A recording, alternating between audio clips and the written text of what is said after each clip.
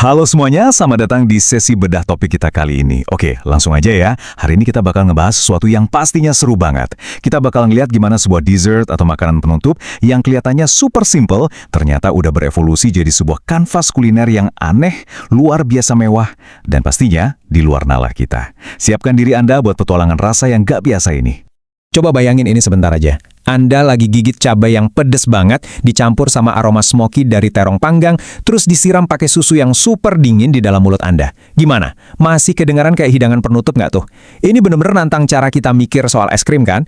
Maksudnya ngebayangin perpaduan bahan makanan yang biasanya hangat dan gurih tapi disajin dalam format yang manis dan beku. Bikin penasaran kan?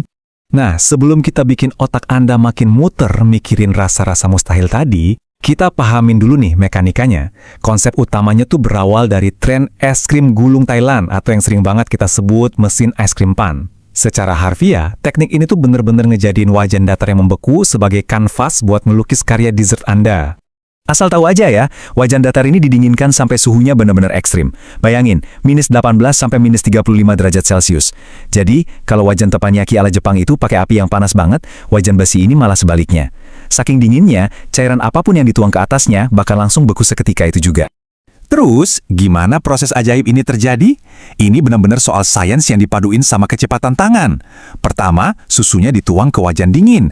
Kedua, bahan tambahan kayak stroberi atau coklat dimasukin, terus dicacah dengan super cepat pakai 2 spatula besi biar susunya nggak keburu keras duluran. Ketiga, adonan diratain setipis mungkin dan tebak cuma butuh waktu 20 detik buat beku. Terakhir, adonannya tinggal dikikis lurus sampai ngebentuk 4 atau 5 gulungan es krim yang rapi banget.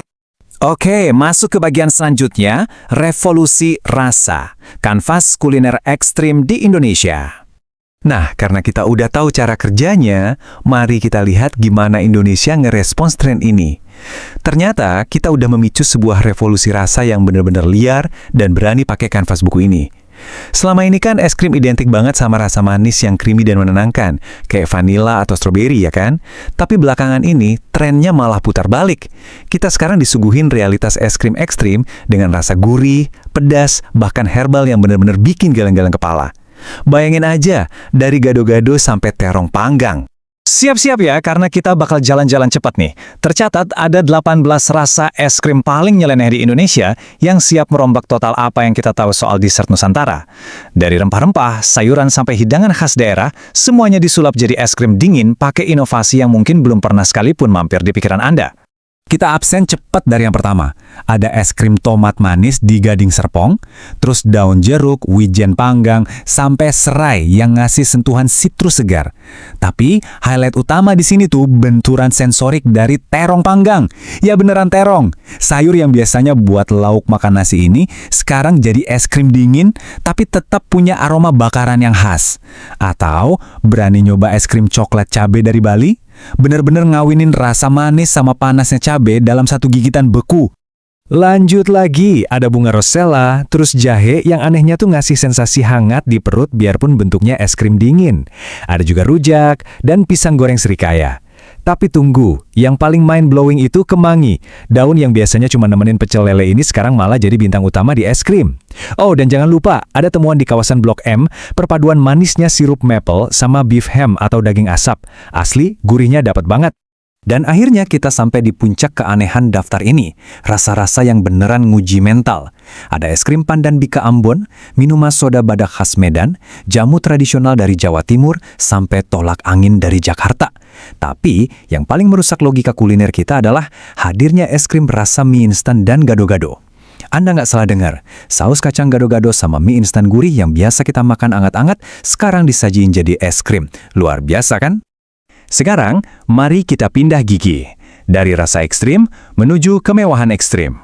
Oke, kita beralih sebentar dari rasa-rasa gurih dan herbal tadi, menuju titik ekstrim yang sama sekali beda. Kemewahan yang benar-benar tanpa kompromi.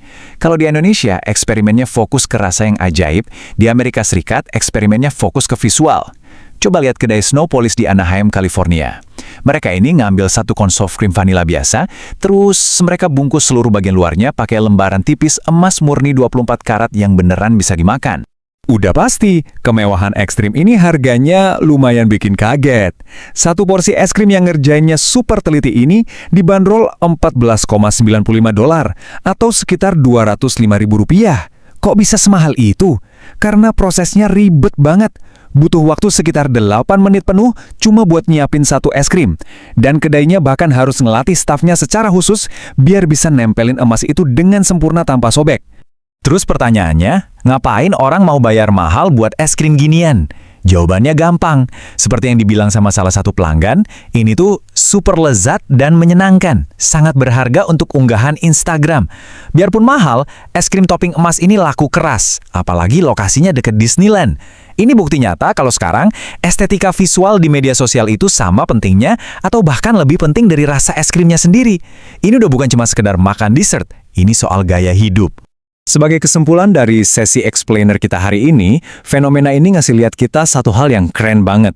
Entah itu lewat rasa terong panggang dan gado-gado yang nyeleneh abis, atau balutan emas 24 karat yang super mewah, inovasi kuliner tuh bener-bener nggak ada batasnya.